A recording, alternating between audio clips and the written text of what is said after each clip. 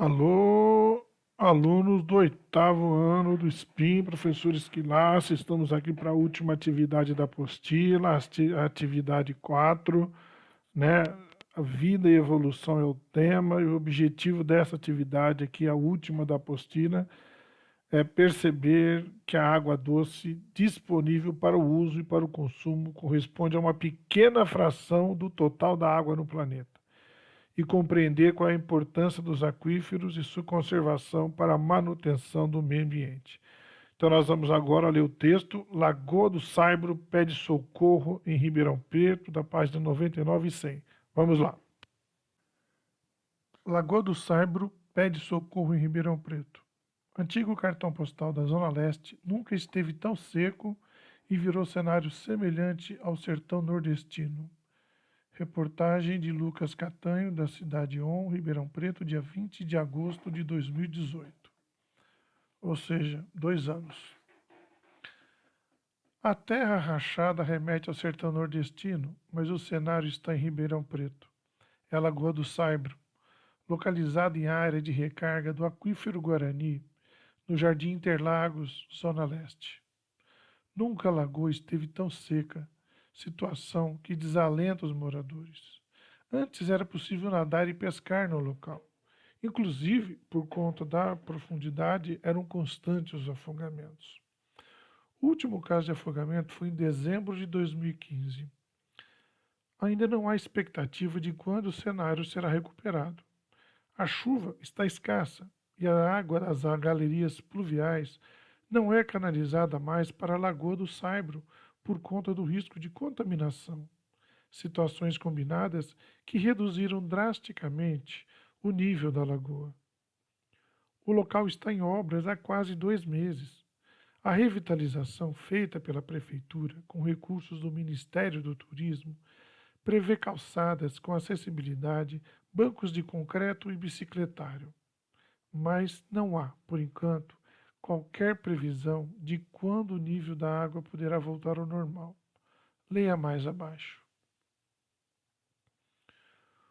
O diretor regional do DAE, Departamento de Águas e Energia Elétrica, Carlos Eduardo Alencastre, explica que a Lagoa do Saibro é uma lagoa artificial, abastecida hoje com água da chuva e proveniente do afloramento do lençol freático quando a água subterrânea chega à superfície.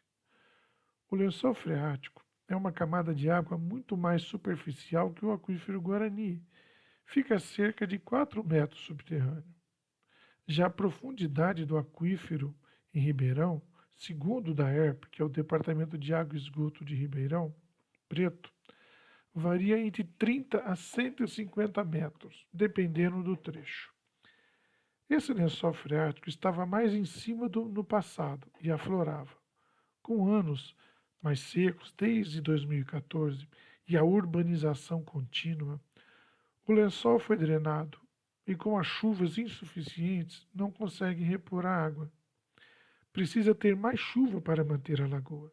Só que em 2018, no entanto, tem sido o ano mais seco dos últimos 3 anos em Ribeirão. Leia mais no quadro A Quantidade de Chuvas desde 2014. Alencastre esclarece que a Lagoa do Saibro tem uma contribuição mínima como área de recarga do aquífero Guarani, canal de abastecimento do manancial de água subterrâneo. Seria 1/1000º da área total de recarga, não tem interferência direta, conclui. Ministério Público tenta proteger a área. O MP, Ministério Público, tenta obrigar a Prefeitura a proteger uma área de recarga do aquífero Guarani, na zona leste de Ribeirão, do tamanho de 9.000 estádios do Maracanã. Dentro dessa região está a Lagoa do Saibro. A ação foi movida em 2015, mas ainda não saiu a primeira sentença.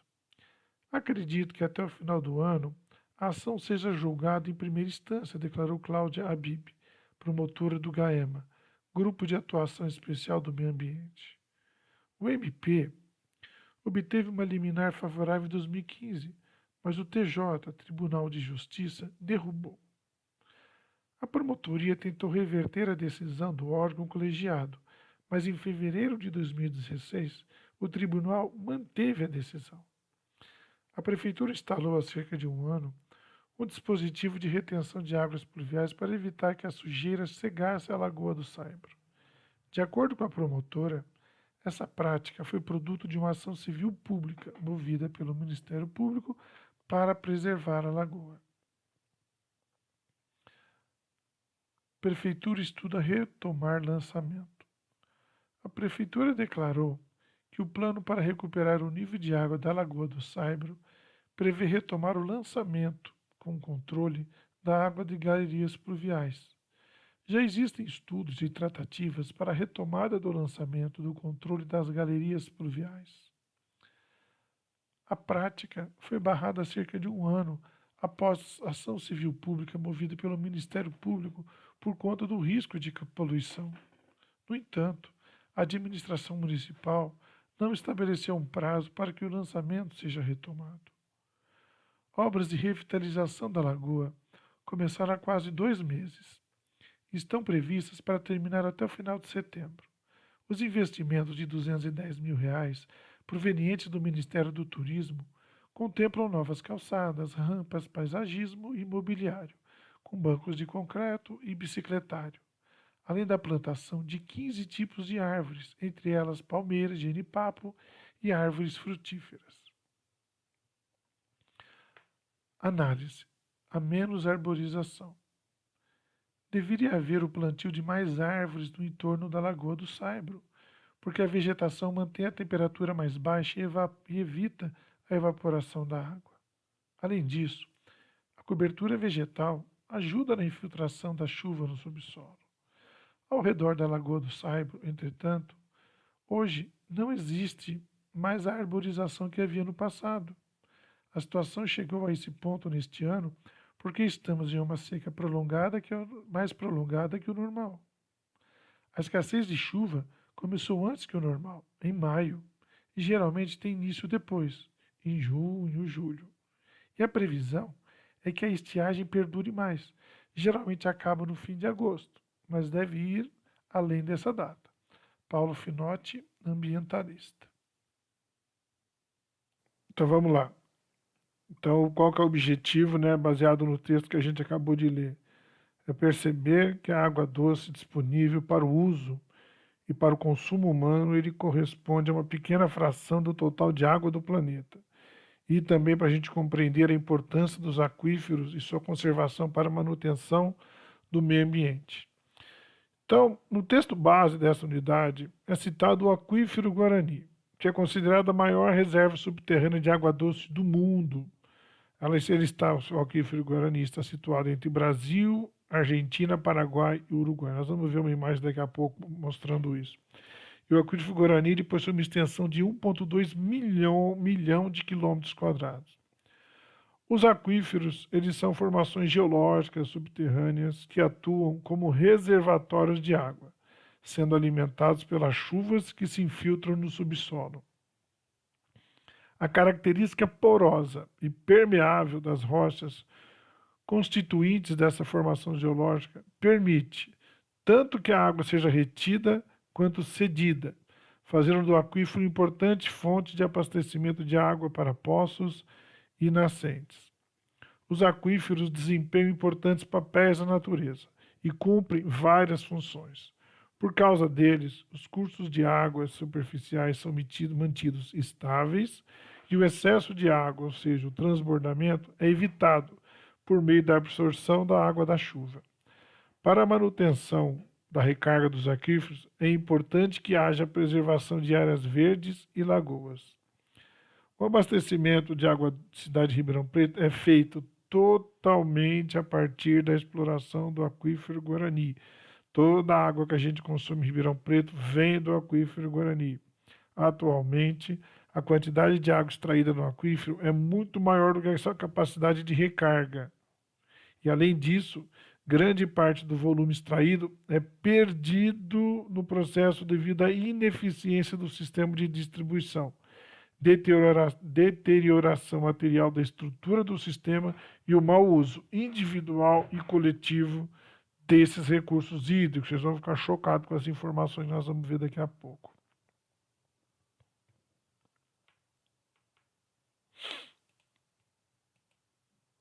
Então vamos lá.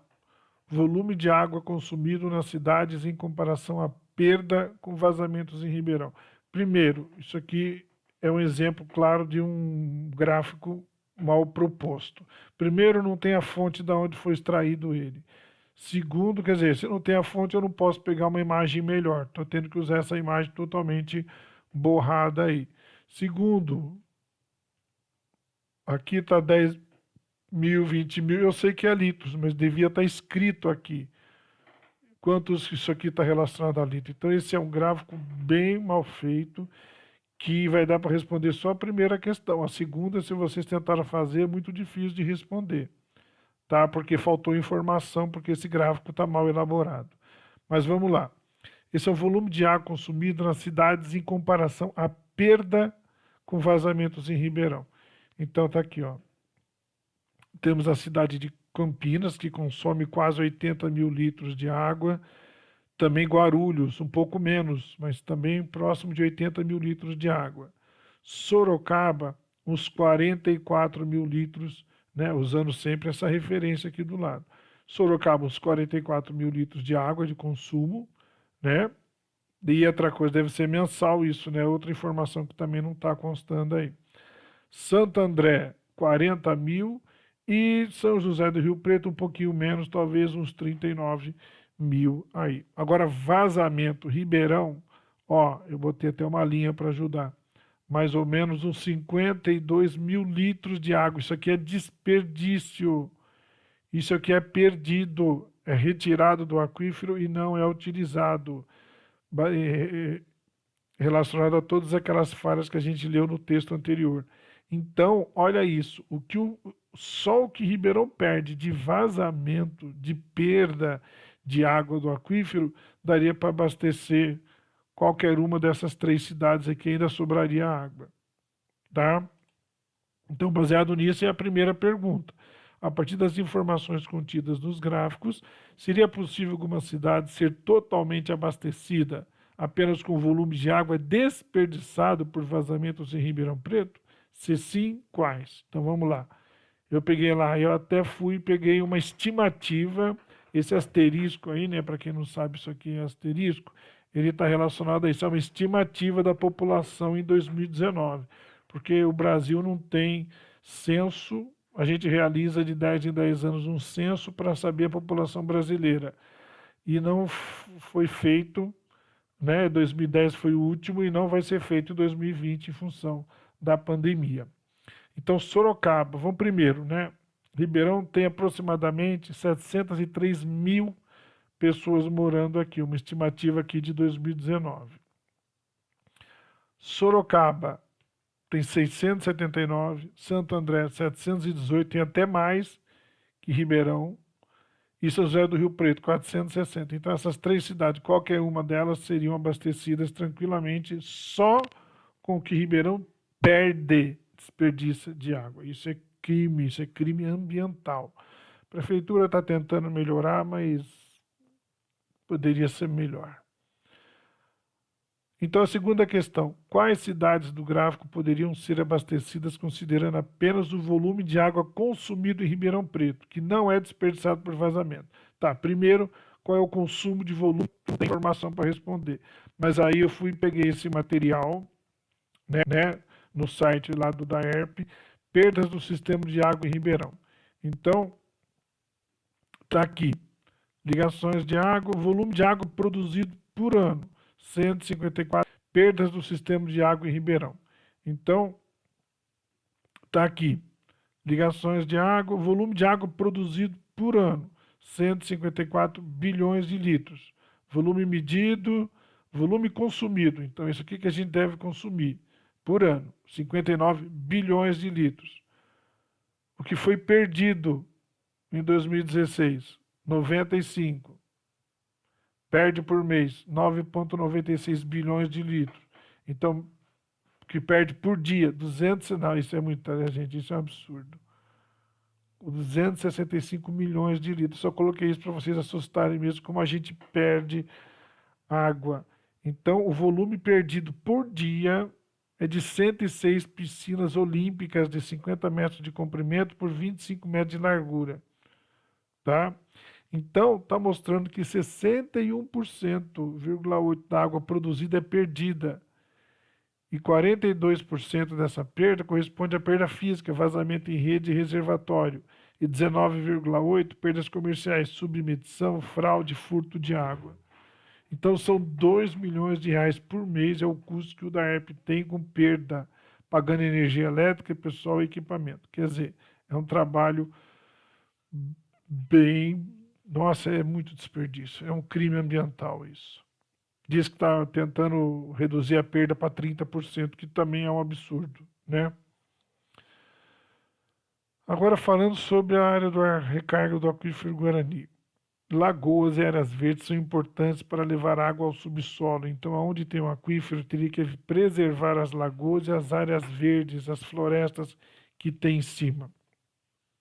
E o que são as áreas de recarga?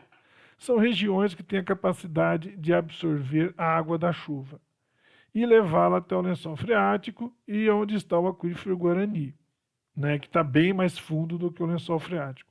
Em Ribeirão Preto, a área está concentrada na zona leste. Então, ó, zona leste, nascente do Córrego das Palmeiras.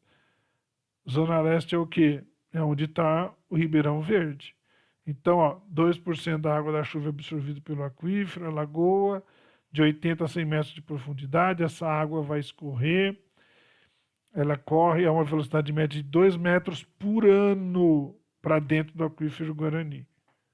Certo? E na cidade aqui, a profundidade é maior. Aqui é uma zona de recarga, é afloramento. O que é afloramento?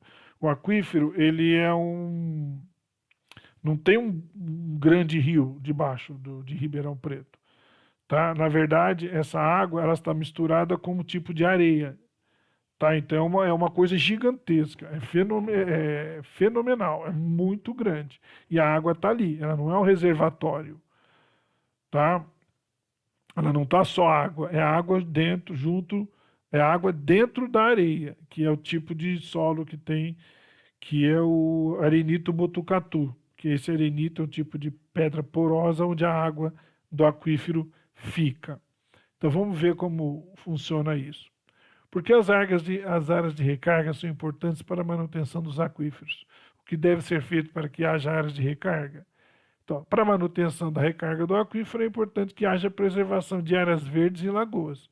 Por quê? Se você preserva, dessa forma você vai evitar que ocorra a exploração imobiliária nas áreas de recarga, ou seja, que sejam construídos bairros em cima, o que iria impermeabilizar o solo, ou seja, não deixaria a água infiltrar. Imagina, leva 2 metros por ano para a água chegar no aquífero, entendeu? E agora ainda vai construir uma cidade ou um bairro em cima. E organizar também o plantio de árvores nativas nessa zona de recarga. Então, por exemplo, isso aqui é uma área preservada, é uma mata, numa floresta. Isso aqui parece a mesma coisa, né? Isso é dentro de Ribeirão Preto. Então, é possível dentro da cidade você ter. Eu que tirei essa foto aqui. Tá, eu tirei essa foto aqui, essa aqui eu peguei na internet. Mas essa foto que eu tirei em Ribeirão Preto, na área urbana, não é na área rural, não. Dentro da cidade, entre uma rodovia e uma avenida muito movimentada em Ribeirão, ali perto da USP. Tá? Então, entre a Avenida do Café e a rodovia Bandeirantes. Então, é um córrego que tem na cidade e está bem preservado aqui, pelo menos esse pedaço, certo? Agora vamos entender mais sobre o aquífero Guarani. A zona de recarga do aquífero Guarani é o que está aqui em laranja. Não é esse amarelo fraquinho, não. É esse aqui.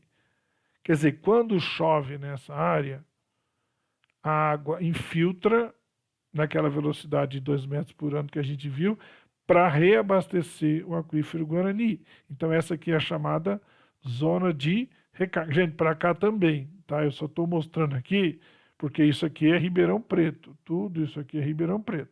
Para cá nós temos Brodowski, tá? Jardinópolis, então são cidades que fazem fronteira divisa com Ribeirão Preto. Tá, isso aqui, só para vocês saberem, é o Rio Pardo. Isso tudo é o Rio Pardo. Se é o Rio Pardo, você já sabe que o Ribeirão Verde está perto. Então eu vou ampliar essa imagem, essa aqui é uma imagem oficial, é um mapa oficial da prefeitura, chamada Carta Ambiental. Então eu vou aproximar um pouquinho para vocês entenderem onde está o Ribeirão Verde. E só para saber, aqui, eu não falei que tem que ter plantio de florestas para preservar? Ó, o que é floresta aqui é o que está em verde, ó. Tá? Ou seja, pouca coisa. Estou me aproximando para localizar onde é o Ribeirão Verde, só para ter uma ideia. Ó, aqui é o aeroporto. O aeroporto é aqui e o Ribeirão Verde é do lado de cá. Então, isso aqui é o Ribeirão Verde. Tá? E o SPIN está aqui. Quer ver? Ó, ampliei mais. Ó, tá vendo? O município para lá é Jardinópolis. Aqui é divisa entre Jardinópolis e Brodowski. Para cá é Brodowski. Tá? Então, ó, isso é o Ribeirão Verde. Vamos aproximar mais. Ó, tá vendo? Esse aqui é o aeroporto que eu falei. Aqui é a entrada do bairro. Ó, a entrada do bairro. Aqui é a matinha que tá verde assim, mas não tá tão bonita assim, porque ela já sofreu muito com queimada, né? Inclusive queimada criminosa. E aqui nós temos Geralda de Souza Espim. E aqui o Rio Pardo. Tá? Eu aproximei para vocês verem. Aproximando mais, a matinha.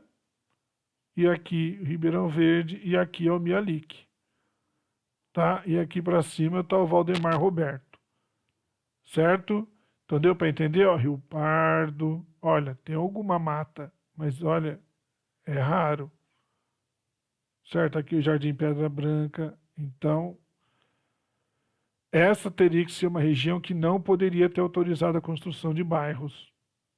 Por quê? Porque vai impermeabilizar esse monte de bairro aí construído, né? O pessoal ainda vai no fundo do quintal e cimenta em vez de deixar terra, e não tem árvore em frente de casa. Só para saber, antes de eu ser professor, eu trabalhei aí e cada lote desse bairro recebeu o lote com uma árvore plantada na frente do lote.